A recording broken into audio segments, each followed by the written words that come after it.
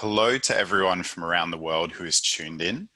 For some of you, this will be a recording that you will be watching, and we say welcome to you as well. It's great to see, looking in the chat, that we've got a few members who've joined us. It's always good to see those Panalitix faces. And we've also got some non-members who've joined us today. So we really hope that today's webinar is meaningful for both groups of you, and that we get the opportunity to talk further over the coming days and coming weeks on this topic. So for today, the webinar is a question and answer format where we're going to talk about the sales topic. So all of these questions that we're going through today are from a selection of ones that you guys have submitted. So they're from your cohort, from other accountants. So it's really good to see that kind of participation. We'll also today make an effort to answer some of the questions live that you guys are answering from the audience. So we'd really appreciate if you did take the moment to participate with us. Today, you've got two panelists. So there is myself, Daniel Perkins. I've been involved in sales my whole career, either actively participating in the process myself, helping to create the process for others and training material for them to use, as well as managing different size sales teams. We also have today our Chairman and CEO of Panalitix, Mark Ferris.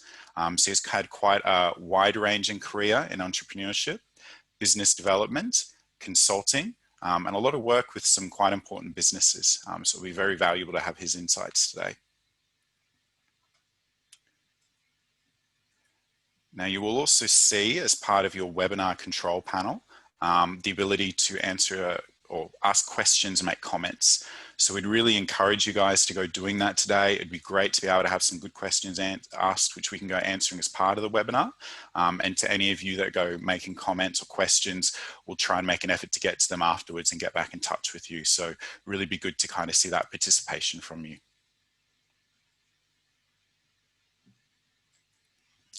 Our first question today, this one hailing from Sydney, Australia, is the all-important: in a new firm, what are the first steps in developing a strong sales culture that I should be taking?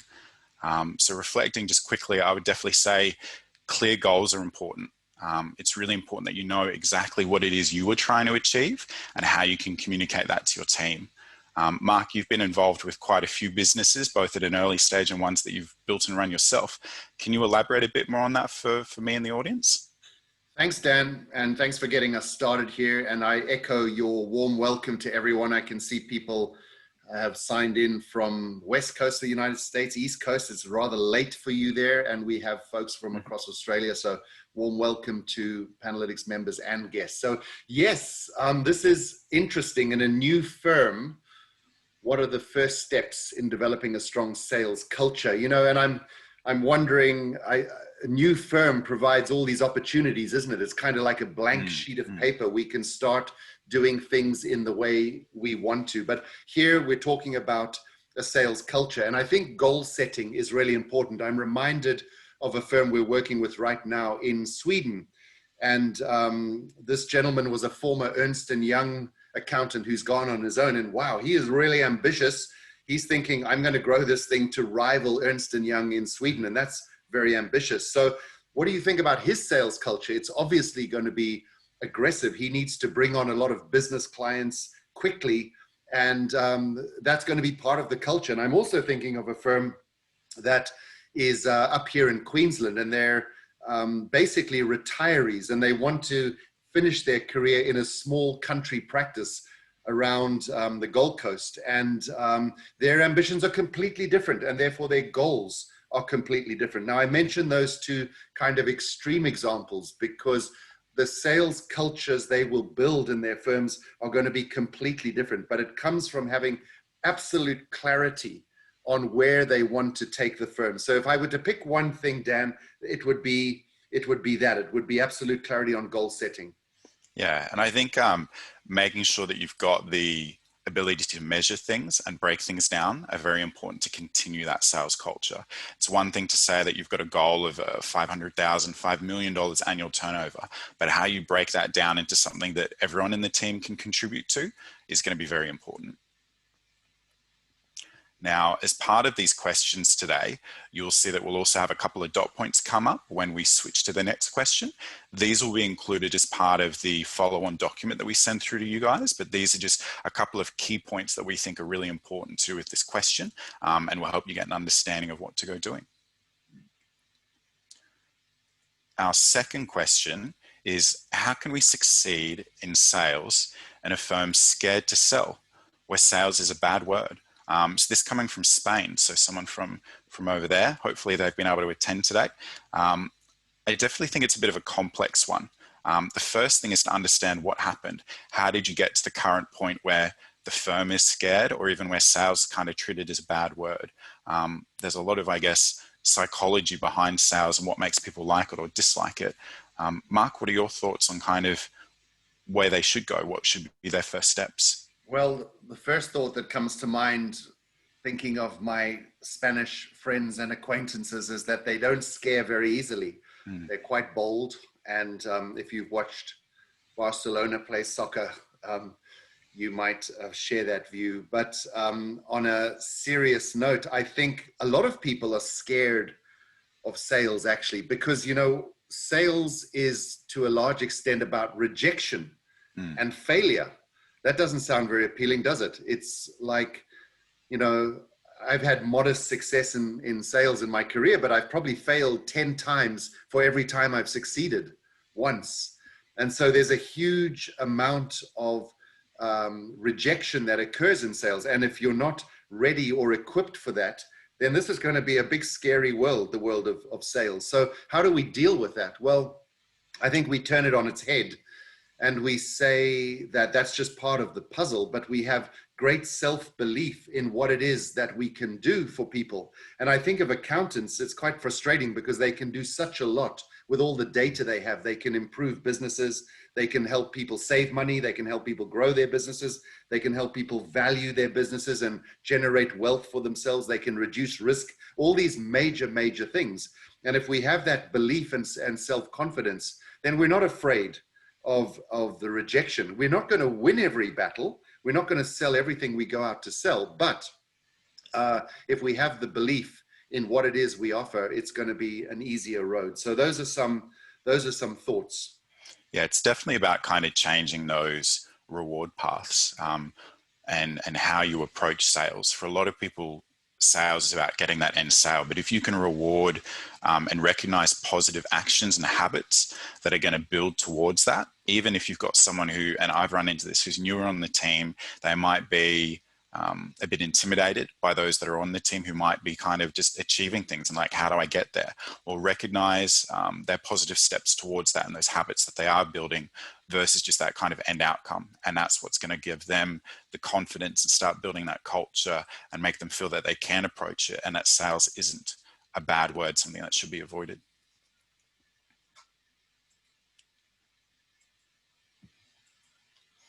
Our third question is, for an established firm, how can we improve our sales culture? So Mark, did you want to go to this one first?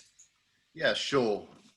So now we're not talking so much about a new firm, but sales culture. You know, I don't want to get too philosophical here, but what is culture? It's a series of behaviors, and those behaviors arise because something really matters. You know, when we talk about culture, we think of the arts, we think of architecture, we think of national attributes and so on. And why do people behave like that? Because something matters to them. It's important, right? So likewise, in a sales culture, we would expect that sales matters to people. Now, if you think about your firms, does sales really matter? I mean, of course it matters, but do people know it matters? Do you have people coming to work every day saying, well, you know what, if we don't grow our sales in the coming year, the business could not achieve its goals, and it might even put us at risk, and our jobs might be at risk, and a whole variety of other things. So this is important. Sales is important. And if you can create a platform where sales is acknowledged as important, not just another thing that's done in the business or the thing that the partners have to do because, hey, we don't have to do it, we're not in sales. It's actually a major activity which is critical to the lifeblood of the business. So we impart that importance as leaders by living it. We demonstrate that it is really important, and we behave in ways which show that it's important. We set targets and we work really hard at finding opportunities and managing those opportunities through to closure. We celebrate sales successes because it's important. And if we do that, people will start to acknowledge it and it'll become part of the culture. Now, cultures don't change on a dime, but they do change over time. So if we keep doing that and reinforcing the positiveness about sales and the importance of sales, I think we have a chance of changing sales culture. I'd love to see some questions coming in from our many participants here. Don't be shy. Let's get some of your questions out into this forum as well. Back to you, Dan. Yeah, definitely, like that importance and that it's meaningful. So you need to make it so the goals, that kind of thing, is meaningful to them. And in that way, they're going to try and work towards having it achieved. Sometimes that can kind of be themselves, but it's also that overall culture. It's seeing other people take up the torch as such, be that champion, can really help in an established firm change what is otherwise the status quo, is setting that good example. Our fourth question coming in from Denver, USA is, I don't have a sales mindset. How do I overcome this so I can better lead my team? So I think that's kind of two parts. There's the individual. You most likely are a partner, a manager at the firm, saying that you don't think that you've got a sales mindset. And then there's the second part to this, which is, how do I provide leadership to my team? How do I encourage them and recognize them so that they keep doing this? So I'll just firstly comment, Mark, on that sales mindsets. There's a lot that goes into sales. For a lot of people, they kind of make it a black and white thing, where to have a sales mindset is to be someone that closes, someone that gets that deal done.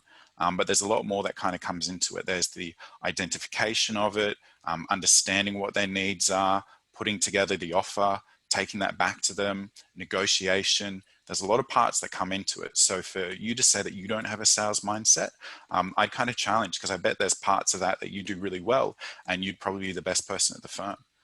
Mark, did you want to comment more on that, as well as kind of leadership to a team, something you've had a bit more experience with? I think you've covered the main points there well, Dan, and you're right to challenge people. You know, one thing we mustn't do in business and in life, for that matter, is convince ourselves we're not good at something. The more we tell ourselves that, the more we'll begin to believe it. And if we believe it, other people will start to believe it too. And one of the responsibilities of leadership is to diagnose exactly what a business needs, and then make sure it can get all of those things it needs. And of course, that doesn't mean the leader can do everything. On the contrary, it means that the leader can identify gaps and fill those gaps. We're dealing with a firm that has grown at 50% to over $1 million in this COVID year, which is really successful. And the leader of that firm would probably fit, they're based in California, but it would fit into this kind of question here, where he would say, I'm not very good at presenting our firm and selling. But he hired a young guy who's brilliant at developing leads and following up on those leads. People like him, they want to work with him. He's brought fresh blood into the business, and that's brilliant leadership, because the owner of the firm has supplemented the team with someone who brings this skill set. So that's one thing we do. We build teams as leaders. We don't have to do everything ourselves. But I do agree with you, Dan. It's not obvious to me that this is not binary. I either have a sales mindset or I don't. It's much more complex and multifaceted. And let's not go down the path of saying, well, I'm just not good at that. Because if you go down that path, you'll eventually believe it and it'll become true.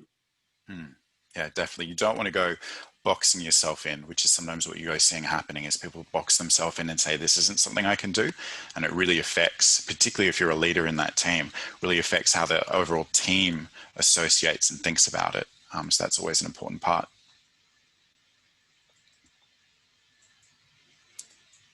Our fifth question, coming out of New Zealand, is how can we make it easier for our team to sell? I just want to quickly note that a big thing that is often overlooked with sales, it's either seen as something that you have or haven't got, is the education and training part. So there's a lot of work you can do with your team or even with yourself to improve your ability across that kind of sales process. And that's something that you can do with your team, is you can bring that to them, and that's going to make it a lot easier for them.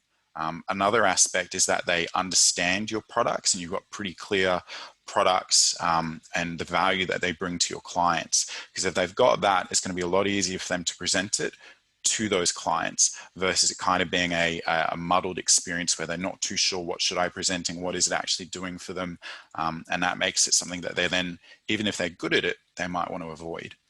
Mark, do you want to comment more?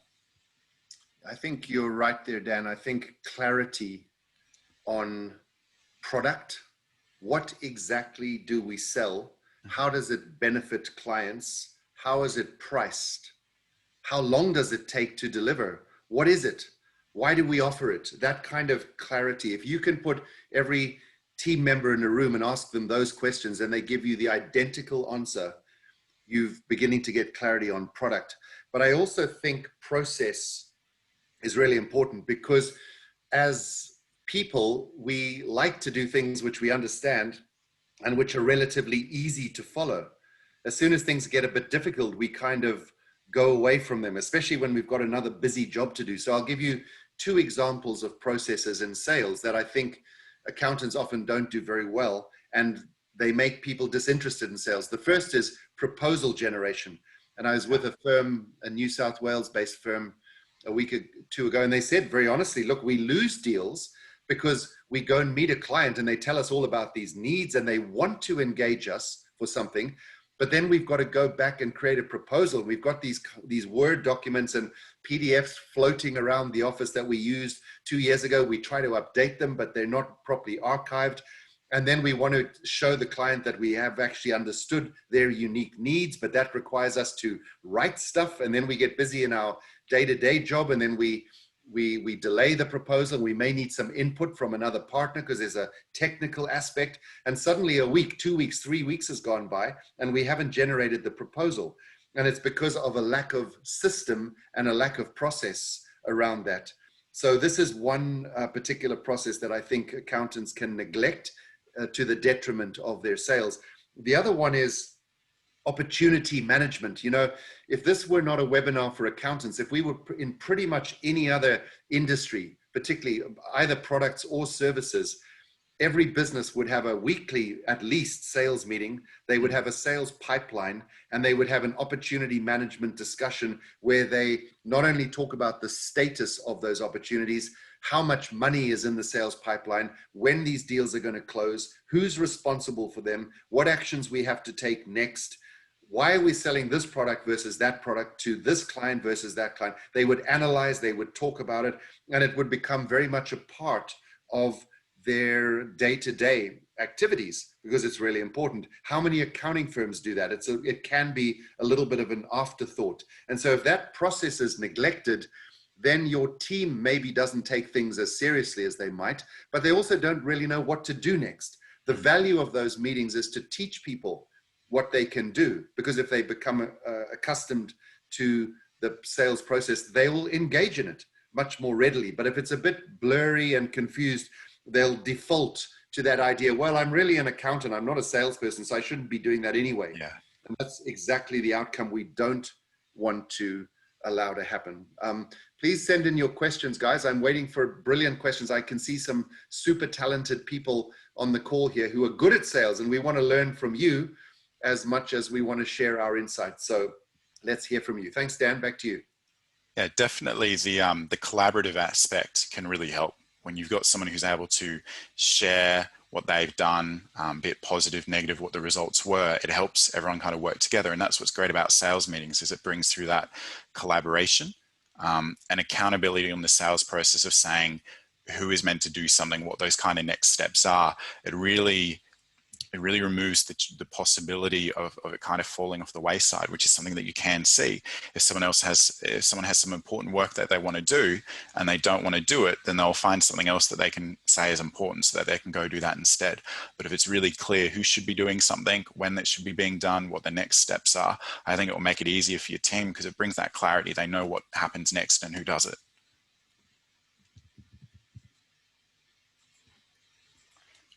Our sixth question here changes gear a little bit, but it's how can I craft an incentive structure for my team so they are rewarded for their efforts? So having been involved in a few different sales teams with different incentive structures and ones that have changed, the biggest thing that I'll say is you don't just create one that never changes. You're trying to incentivize behaviors, habits, mindsets, and to help that create the culture that you're looking for. So you may very well find that it changes over time, and you may very well find perhaps initially, or maybe for staff members that are newer, that it's about incentivizing those initial habits. So it might not always be about the end result, the closing of the opportunity. It might be that there should be a reward for the discovery of it, as well as something that helps allow expanded parts of your team be involved, people who might not be as client facing, but are still doing some of that work. Mark, did you have some thoughts? I know that we talked before of this a bit about kind of discretionary bonuses and how that can kind of come into it. Yeah, you know, the things that come to mind here, first one is simplicity, because any reward structure has got to be absolutely clear to the person who's seeking the reward. So if I do the following things, and that could be I upgrade one of my clients from package A to package B, or I sell an additional project to one of my clients, that will trigger a particular reward, and that'll be paid on a certain date at a certain time, etc. That level of clarity is really important. It sounds obvious, but I've seen so many firms, and I think I've made the mistake myself of weaving these complicated reward structures which require lots of formulae and all that. And so a spreadsheet to update them.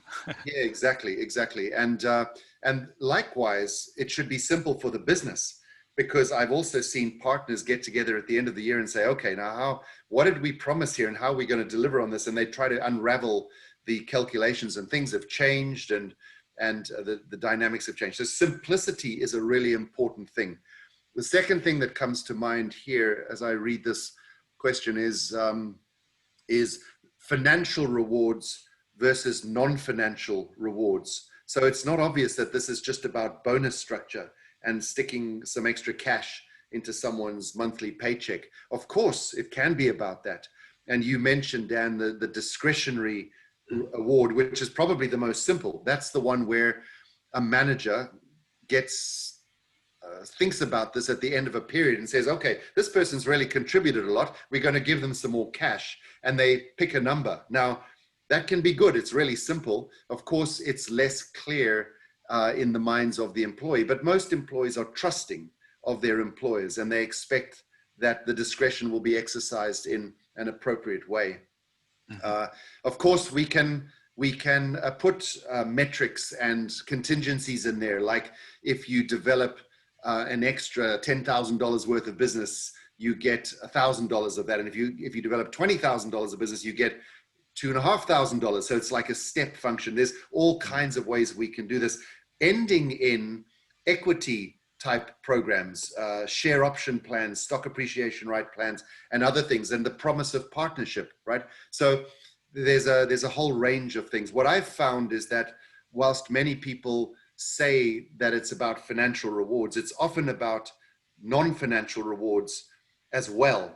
Maybe not instead, but as well. So, you know, we've got a firm in Toronto, Canada, a client that is very clever at coming up with spa treatments and extra vacation time and all of that. They offer people a package of benefits which they can tap into as a result of helping them grow the business.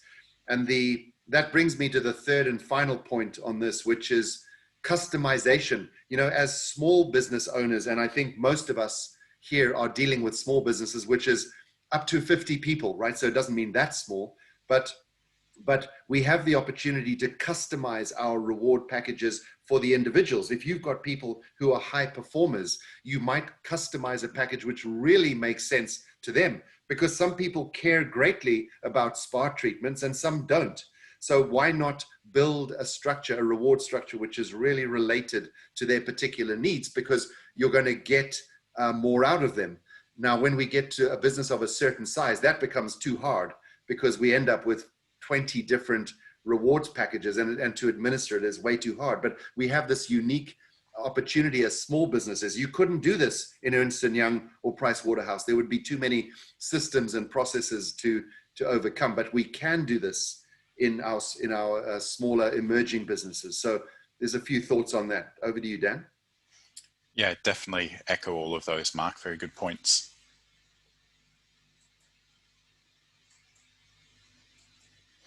Our seventh question, a pretty common one that we've had asked pretty much from everywhere around the world in slightly different variations, is how can we generate leads?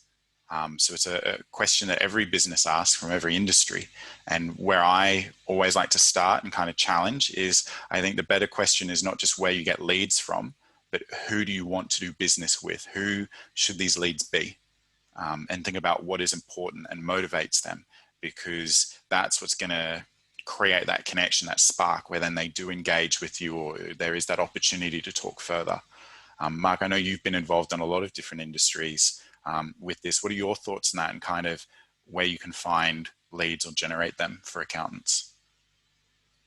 Yeah, it's really important, isn't it? And yeah, the clarity on your target customer, 100% agree with that, and understanding their needs. And sometimes we gloss over that. You know, I invite people on this call to just think about some of your clients for a second. Think of one client and think really about the need that you're satisfying for that client. Is it reducing risk in their business? Is it better reporting? Is it helping them frame their futures and all that? Or is it none of those things? But we've really got to get clear on that. And if we understand that, I urge any business owner to think of narrowing the focus, because, you know, we often talk to accountants and you say, well, who's your target client? They say, well, small, medium-sized businesses. Well, that's all very well, but there's like 1 million of them across the country, right? And how do we begin to narrow that down? But if we said we want people in a certain industry of a certain size with a certain number of employees undergoing a certain business transformation, maybe they're at risk because of something, because of COVID, or maybe they're brilliantly growing, maybe they're well-funded, they're not well-funded. If we drill into that, what industry are they in, etc., we now can narrow down how we reach them, because each one of those attributes I described narrows the focus, and we get more leverage for our marketing dollar by having a more specific target. So I find myself saying to accountants more and more, we need to think of specialization, because that's going to help with lead generation. Of course, if we do that, we then create content and we push that content out to those target customers, and we hope they notice it. We hope they become aware of us. We hope they become interested in us, and then they may even express interest in a particular product or service. And that takes time. This is a long-term game, lead generation. A lot of people think it's magical, but it's not. And of course, the other side of this, because after all, we're in professional services, we have to also get out there and meet people and talk to people and network. So it would be great if we could stay in our office and the phone rings with lots of leads every day, but more often we have to take the same message out into our networking forums and attract people to want to talk with us. So, but clarity on the target, clarity on who you are and what you offer, and then narrowing the focus down to a couple of segments and getting really deep into those segments is probably the best strategy for lead generation. Yeah, the two final points I'll make, and it's to that kind of specialization, is that makes it easier for your solution or what you're providing to them to be more meaningful. If you make it a very general thing, then it might not really engage people as much as if you were able to be very specific and it was a problem that they were getting or running into. And then as well as that is, how do you get that solution in front of them? And so that comes into, again, what we talked about before about who do you want to do business with? What are their attributes? What are their needs? Where are they going to function? How do you put that in front of them is another aspect. Our next question, and this isn't just from Houston, guys. So we have had a couple of places ask about it, but this particular one was the first one. So how do we generate sales in the current COVID-19 environment? And I just want to challenge that to start off with by saying that COVID-19 has certainly changed how you do it, but the sales process should not have changed so much. And I think what some firms are running into is that they didn't have the strongest sales process or method before COVID, and that they relied a lot on industry events, meeting people through those kind of methods, that they didn't have the robustness behind it to make sure that they followed up to find those opportunities to start with, particularly amongst their existing clients. So yeah, understanding what's important to these and having that follow through, I think is very important, and making it specific. COVID-19 has changed the focus for some businesses, and it's important that what you are presenting to them is very honed to their current needs, and again, less generalist. Mark, did you have some thoughts? Yeah, it's a really interesting topic, and I agree with what you're saying. I think that there are two responses to COVID, and I don't want to oversimplify a very complex subject, but if I summarize the kinds of conversations I've had over the last 6 or 8 months with many businesses, accountants and non-accountants, and the clients of accountants, I think we can resolve them into two camps. There's one group which is saying, well, this is bad, this is terrible. My business is suffering, and it's because of this outside agency called COVID, which has come and wrecked everything. And it's probably going to be difficult to recover from, and things are tough. And of course, there's a lot of truth in that. But there's another group that's saying, you know what, this is exactly the catalyst I've needed to start fixing things, remedying things in my business to get it to the place that I've always wanted it to go. And I'm going to boldly take decisions in this chaotic environment to the betterment of my business. And I'm going to stop being influenced by other things which used to influence me. And I'm just going to be bold and aggressive and get out there and do things and take advantage of this situation, right? So of course I'm oversimplifying these two camps, but I think there is something in that. And what we're seeing, as I mentioned, the firm in Orange County, California, which is 50% bigger, will do over $1 million this year after $700,000 last year. And they've exactly taken that attitude. They have fired people, they've fired clients, they've changed process. They've just got doubly focused on everything. And then, and I'll give you another example of a Queensland-based firm, which found among some of their clients, a group that actually see a lot of opportunity and they want to raise funds. And this innovative accountant has put together programs where he's helping his clients to raise funds from banks. And I'm not talking JobKeeper and so on. I'm talking about lending from institutions. And he's been really successful at that. And he's getting paid on a contingency basis plus some kind of set fee. So he's really transformed his business because his clients have transformed their businesses. They wouldn't be doing this if it weren't for the jolt they've had in COVID. So those are real success stories that we're seeing. And I think the answer to this question, how do we generate sales, is we need to be acutely aware of market conditions and market changes and then boldly take opportunities. It's now time to be bold and take opportunities and do things differently. What a wonderful opportunity for that. So at the same time, as you said, Dan, some things don't change in sales. We've got to have a good product. We've got to understand our customer. We've got to put it in front of them. We've got to follow up, and we've got to price it at a state that derives value for the customer. That hasn't changed. But what has changed is some people are actually taking more risk. They're going into more interesting business areas. They are ready to do things which, frankly, they've been waiting on for a long, long time.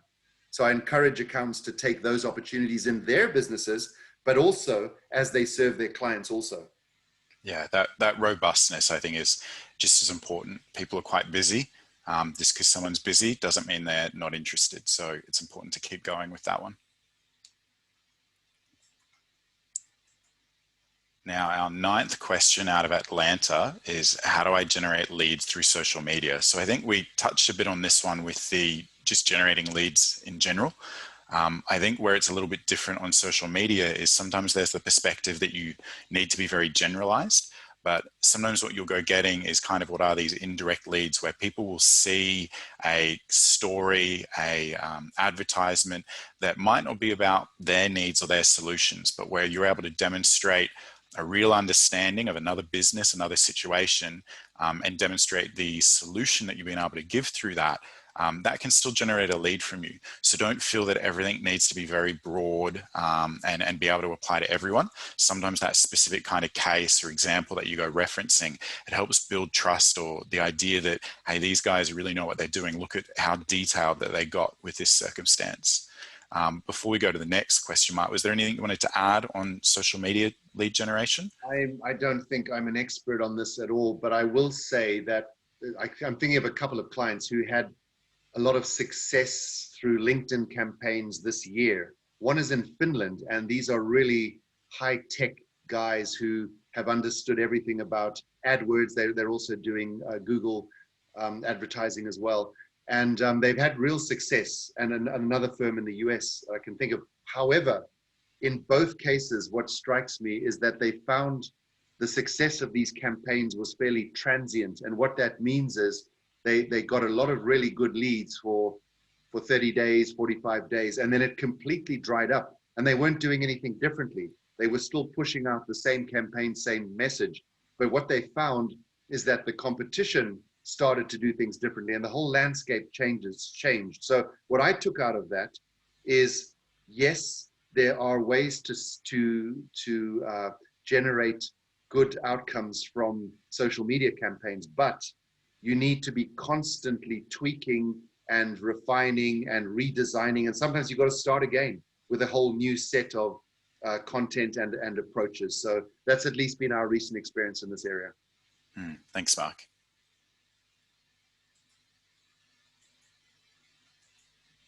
Our 10th question out of Manchester that we've chosen is, how do I generate new leads when everyone is so busy? And how do I get past the gatekeeper? So I think this kind of, it's similar to that COVID one, where about how you generate leads in there, because a lot of people are busy from that. So I might focus on the gatekeeper part if you want to do that as well, Mark. But I think it's about changing your approach. So when you're trying to get through to someone, if you're doing it by a phone call and someone's kind of blocking you, what other ways can you go about approaching them? Is it the option to email them? Is it an option to connect through LinkedIn? Is it an option to send them a message through some other way? Is there content that you can share? So I think when you talk about getting past the gatekeeper, if you try something and it doesn't work, there's plenty of instances where maybe it is something you have to do the same way again. But do ask yourself, what is another method to try and get in touch with who I need to? Who's the decision maker? Or how do I demonstrate to the gatekeeper as such that there is value in putting me through to this person that I'd like to speak to? Did you want to cover off on a bit more of that, or even just the lead generation when people say they're busy, which I guess it's not just a COVID-19 thing though, is it, Mark? People being busy? No, it's not. People have been busy for eternity, I think, and probably will be for the remainder of eternity. So that's not new. On the question of the gatekeeper, I think that I ask, if we think that's a problem, let's ask ourselves, how do people get in touch with us? Everyone on this webinar is approached by people who want to sell you something. Maybe Panalitix approaches you from time to time. How do we get in touch with you? What would make a difference to you? And I suspect the answer might be, if I think they've got a solution which is really interesting and could change the way I do business or would really help me, yeah, I'd be happy to speak with them, right? So if we take that as a point, maybe what we should focus on is how we present solutions which are going to be relevant to the people we're trying to target. Isn't that the place to focus? And we can all do better in that regard, everyone, right? So persistence is an important thing in sales, no doubt about that, because things change, and if we just persist, it might open doors. But also important is flavoring our approach and making it different so that the gatekeeper is willing to open the gate. And that's probably where we should focus. I don't think there's any magic here. Of course, if we can get introductions and referrals, that is the best way to to open doors. And I think that's an underexploited method by accountants who, frankly, they don't want to ask their clients a lot of the time for referrals. It's kind of embarrassing, and how could I possibly be asking that? But it's not embarrassing at all, because in many cases, your client should want to introduce you. So I think that's where I always look for ways to get introduced to people. And you know, the good news here is pretty much everyone on this call doesn't need another 1,000 clients. You know, imagine if we were selling, I don't know, automotive insurance or something. We might have to sell 100 a month, right? It's just how it is. We only need another 5 clients, 7 clients, 10 clients to make our goals and achieve what we want to in our business. So it's not like we have to go and get 1,000 referrals. Maybe we only need 5 or 10 or 15 good referrals. So if we work backwards from that, who can you call today who might introduce you to the person that you've been trying to meet for a long time?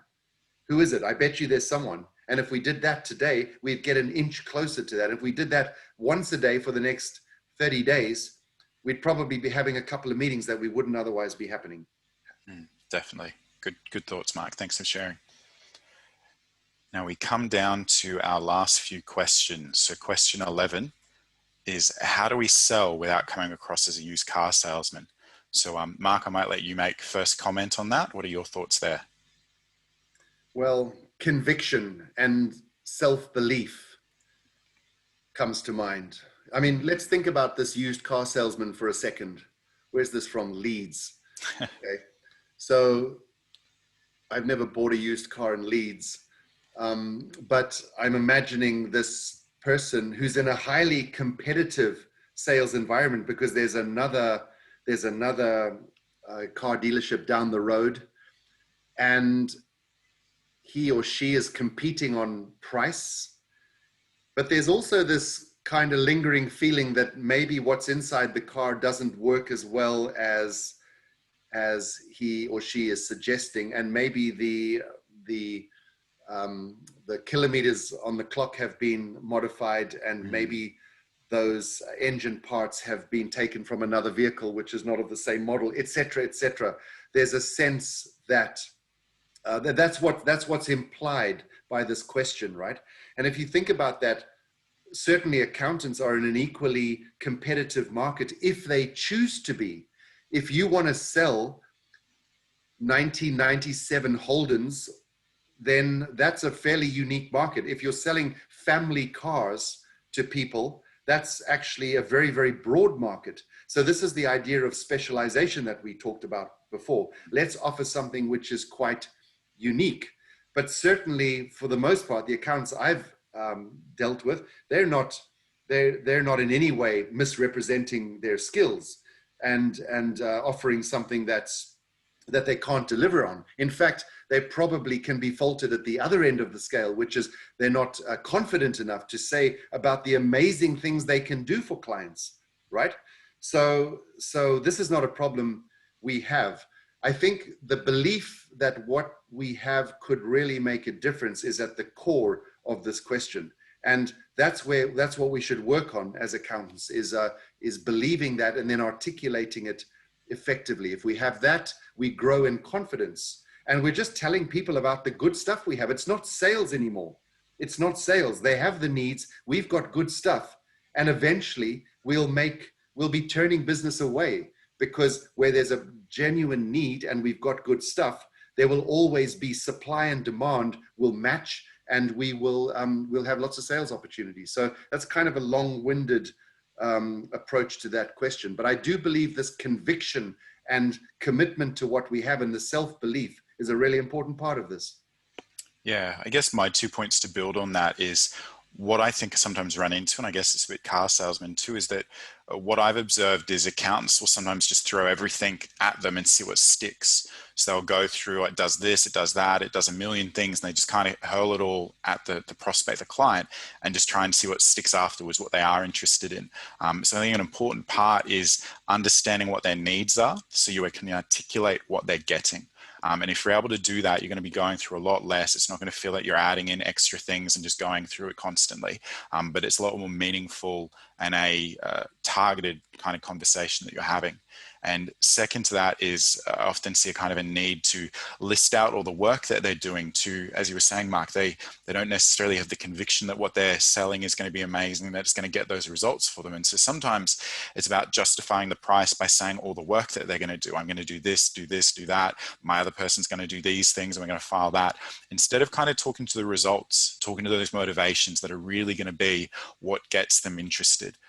If you're trying to tell to them, well, I've got to do 100 things, you're just telling them you're going to do 100 things. It's a bit overwhelming. But if you're able to say, but I'm going to do work for you, which is going to give you these results over these time frames, and this is what I believe it's going to do, and it works into this longer term goal that you've got, that's a much more interesting conversation for me versus you just telling me all the work that you're going to do.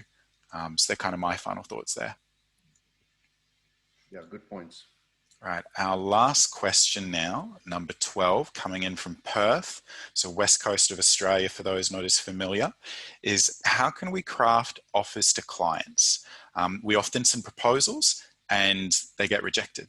So I think my opening comment, before I jump to you, Mark, is how well do you understand their needs? It's pretty easy to put together an offer, but it's a lot harder to make it a meaningful offer. Mark, do you want to take it from there? Yeah, and meaningful is about satisfying their needs, right? It's not because we've been thorough or because we're technically proficient or because we've been doing this for a long time.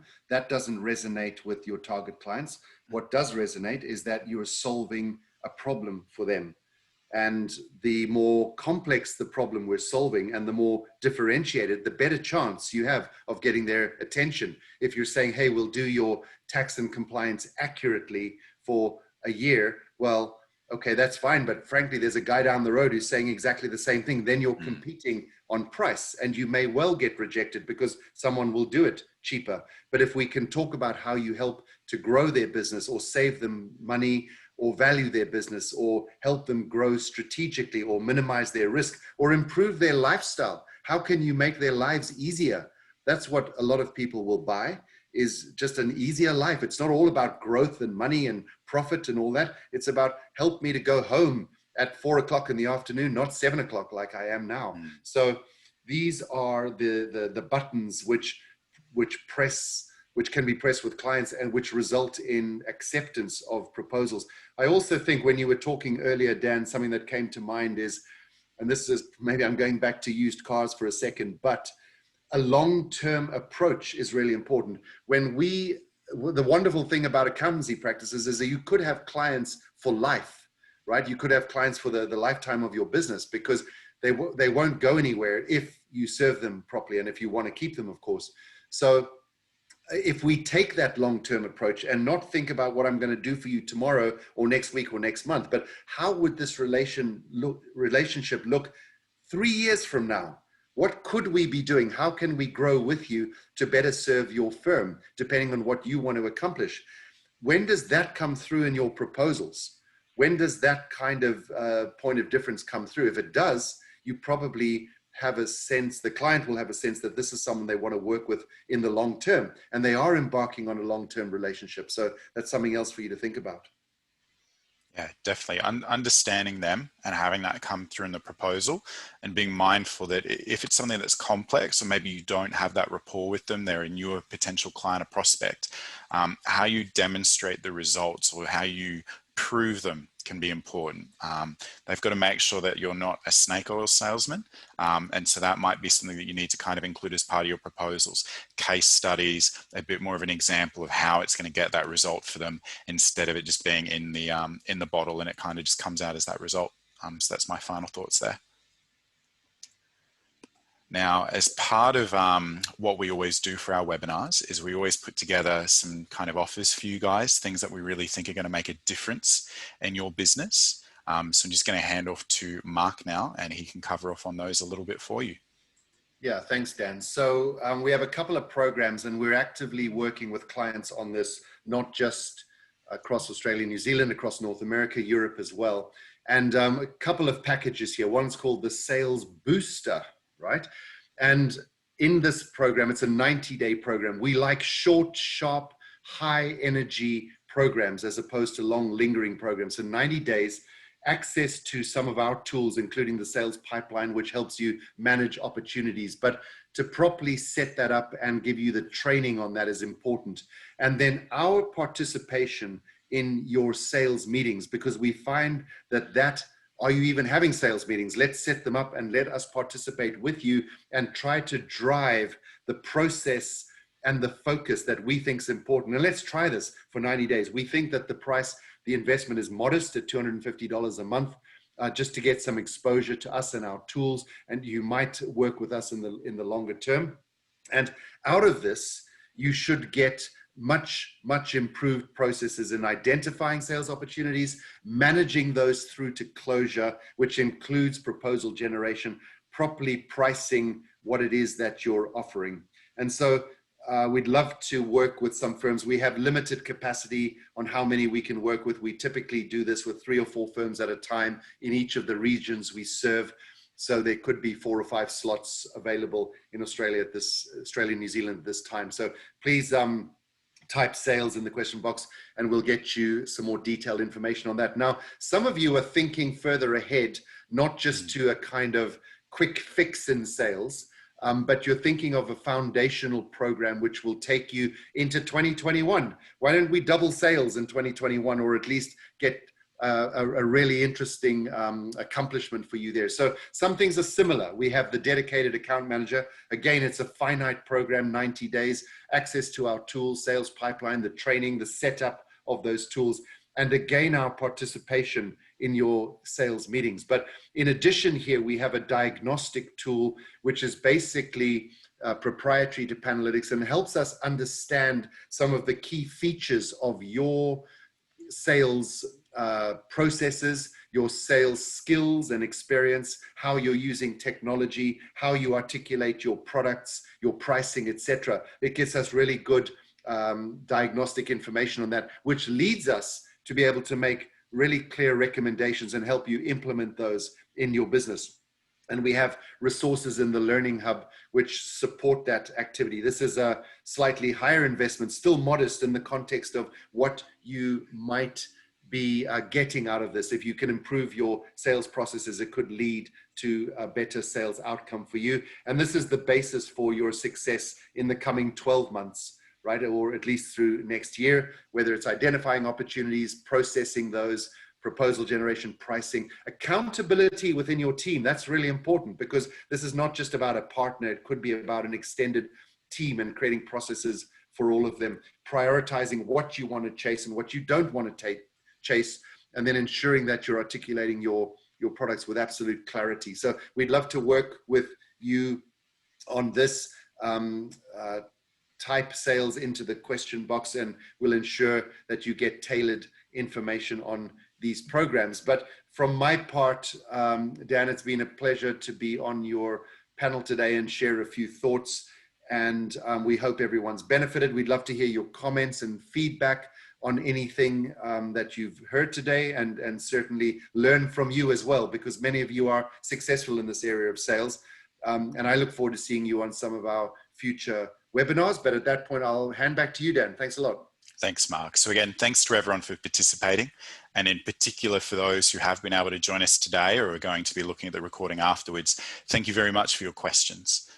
So feel free to send through any other questions you've got for us. Have a look over these documents, and we look forward to talking to you in the future. As always, we will have another webinar coming up in the coming weeks, so do look out for it, and we hope to see you as part of that.